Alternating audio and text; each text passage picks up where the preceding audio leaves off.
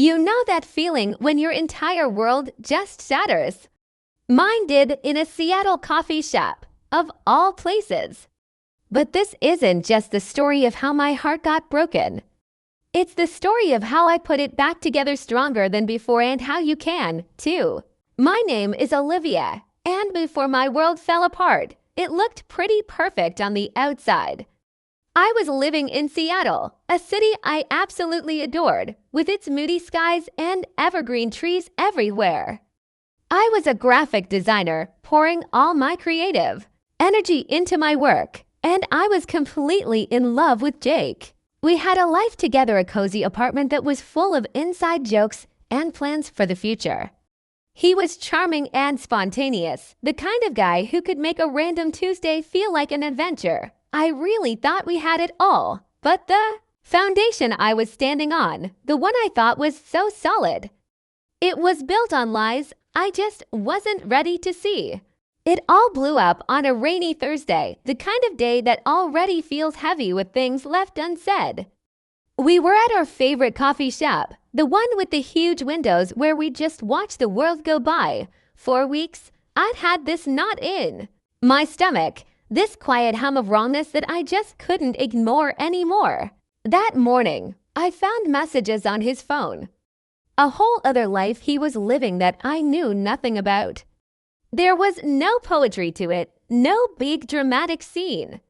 Just cold, hard text on a screen confirming my worst fears. I confronted him right there, my voice shaking in the middle of the bustling cafe. I was expecting him to deny it, to fight, maybe even to cry. Instead, he just looked away. He couldn't even meet my eyes. That silence was the loudest sound I had ever heard. In that instant, the man I loved became a total stranger, and the life we built just crumbled. The betrayal felt like a physical blow. It knocked the air straight out of my lungs and took my self-worth right along with it. The days that followed were a complete blur. Our apartment, which used to be my sanctuary, suddenly felt like a museum of painful memories. Every photo, every gift, every single corner held a ghost of what we had. I replayed everything, every moment, searching for the red flags I had so willingly ignored. I was stuck on a toxic hamster wheel of self-blame. Was I not pretty enough? Not interesting enough? Was I too much? Or was I not enough? These questions haunted me, chipping away at my confidence until I felt completely worthless. The shame was suffocating. I felt like my failure and my naivety were on display for the whole world to see. Honestly, the mental toll was brutal. It was this constant state of anxiety and sadness. Like a heavy cloak I couldn't take off, I really hit rock bottom. I was just a ghost in my own life, going through the motions. I pushed everyone away, convinced that nobody could possibly understand this specific kind of pain. But then, a lifeline. My best friend, Maya, showed up at my door. She didn't come with a bunch of cliches or easy answers. She came with takeout, a bottle of wine, and the patience to just sit with me in the wreckage. She let me cry, let me rage, and let me just be silent.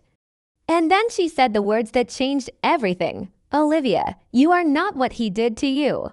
You are what you do next. That was it, the spark.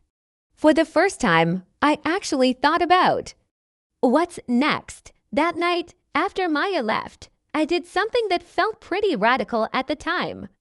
I took out a notebook, but instead of spiraling and listing all of Jake's lies, I started a new list, a list of everything I wanted for my life. Dreams I'd pushed aside, adventures I'd postponed because they didn't fit into our life.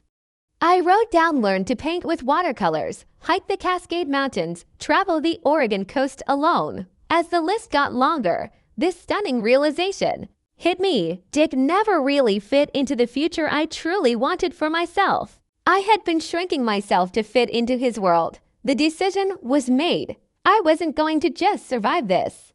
I was going to rebuild my life, piece by piece, into something that was completely, authentically mine. The first thing I had to do was drill this into my head. His choice to cheat was never a reflection of my worth. It was a reflection of his own problems, his own lack of character.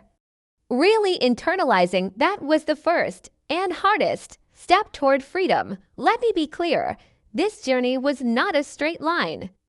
It was messy, and there were so many setbacks. The first real step I took was getting professional help.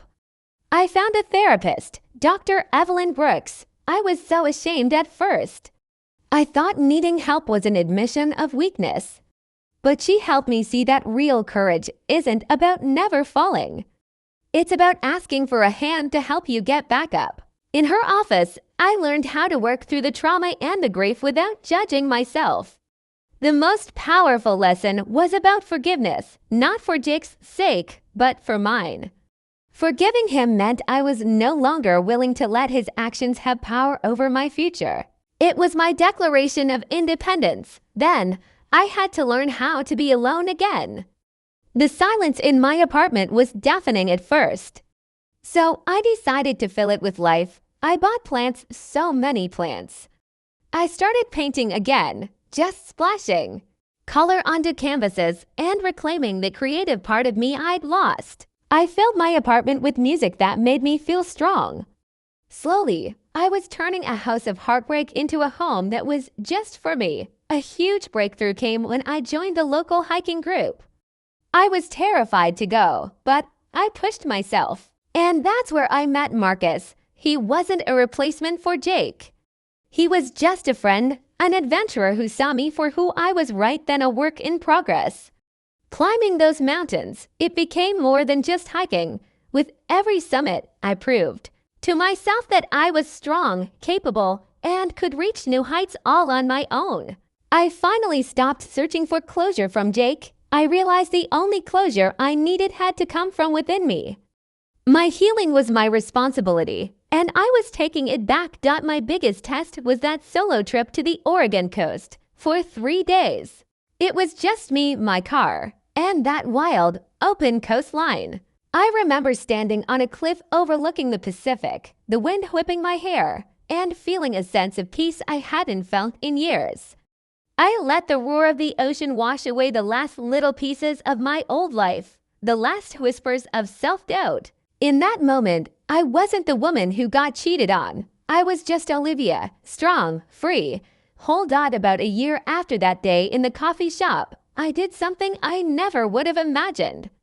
I stood in front of a small group of women at a local support center and shared my story. I saw my own pain reflected in their eyes, but I also saw hope. I told them, betrayal didn't break me, it woke me up. You are not defined by someone else's choices.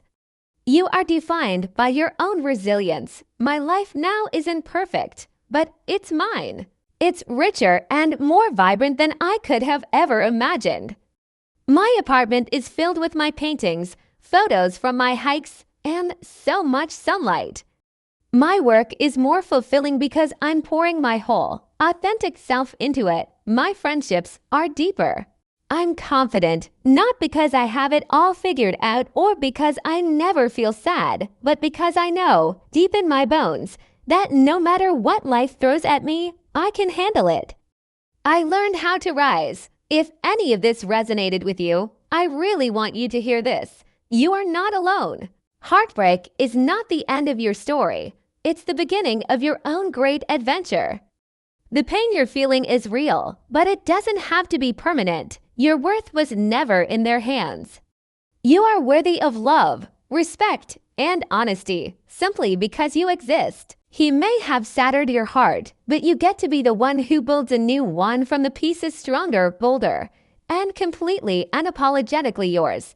If you're on this journey too, please share your story in the comments below. What was the first step you took to reclaim your life? Sharing helps all of us feel less alone. And if this video helped, please hit that like button, subscribe, and join our community. I'd love to hear how you're becoming your own hero. Thank you so much for listening.